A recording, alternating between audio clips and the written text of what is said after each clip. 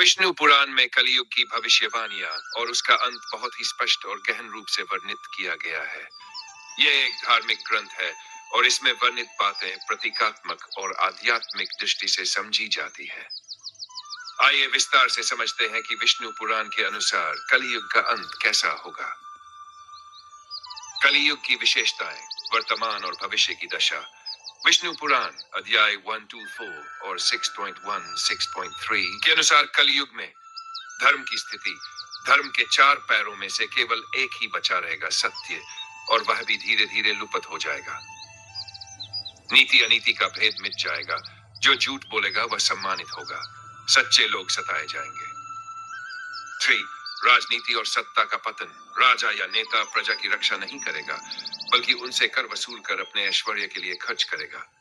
सैर, पारिवारिक और सामाजिक विघटन। पुत्र पिता का आदर नहीं करेगा। स्त्रियां पतिव्रता धर्म का पालन नहीं करेंगी।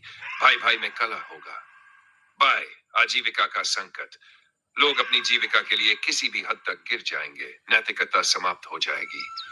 भूख, बीमारी और अकाल। बार बार महामारी, अकाल और युद्ध होंगे। मनुष्यों की औसत उम्र घटकर 30 वर्ष रह जाएगी। युग का अंत विष्णु पुराण के अनुसार। विष्णु पुराण के अनुसार कलयुग का अंत भगवान विष्णु के दशम अवतार कल की अवतार के प्रकट होने से होगा। कल की अवतार की भविष्यवाणी। कल शंभल ग्राम में जन्म।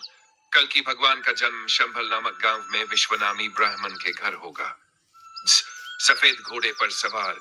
वे एक सफेद घोड़े पर सवार होंगे और उनके हाथ में प्रलय की तलवार होगी। कलयुग का अंत कब होगा? धार्मिक ग्रंथों के अनुसार कलयुग का एक निश्चित समय है, जो 4 युगों में अंतिम युग है। सतयुग, त्रेता युग, द्वापर युग और फिर कलयुग। पुराणों के अनुसार, विशेषतः विष्णु पुराण और भगवत पुराण, कलयुग की कुल अवधि 473,000 वर्ष। कलयुग की शुरुआत महाभारत युद्ध के कुछ समय बाद भगवान श्री कृष्ण के पृथ्वी से प्रस्थान के साथ मानी जाती है। यह लगभग श्री जून यूडो ईसा पूर्व माना जाता है।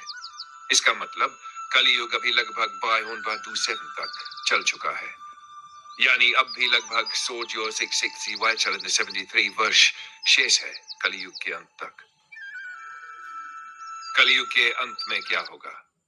पुराणों के अनुसार जब पाप अपने चरम पर होगा, तब भगवान विष्णु का 7वां अवतार कल की अवतार होगा। वह धर्म की पुनर्स्थापना करेंगे और फिर नया युग सतयुग शुरू होगा। विष्णु पुराण हिंदू धर्म का एक प्रमुख पुराण है, जो भगवान विष्णु की महिमा, सृष्टि की रचना, धर्म, इतिहास और ब्रह्मांड के रहस्यों को वर्णित करता है। इसमें कुल 30 अंश भाग और लगभग 30 अध्याय है। यहाँ मैं विष्णु पुराण के कुछ प्रसिद्ध श्लोक प्रस्तुत कर रहा हूँ।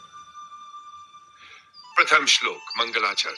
नारायण नमस्कृत्य नरं चैव नरोत्तमं देवीं सरस्वतीं व्यासं ततो जयमुदीरयेत्। अर्थ, श्री नारायण श्रेष्ठ नर, नर और नारायण ऋषि, देवी सरस्वती और व्यास जी का स्मरण कर मैं विजय की कामना करता हूँ। सृष्टि की रचना। एष नारायणो देव, आत्मा नारायण पर, नारायणात् पन्नास्ति किंचित जीवन चराचरम। ये नारायण ही परमात्मा है। नारायण से परे कुछ भी नहीं है। न कोई जीव, न कोई चर और न चर।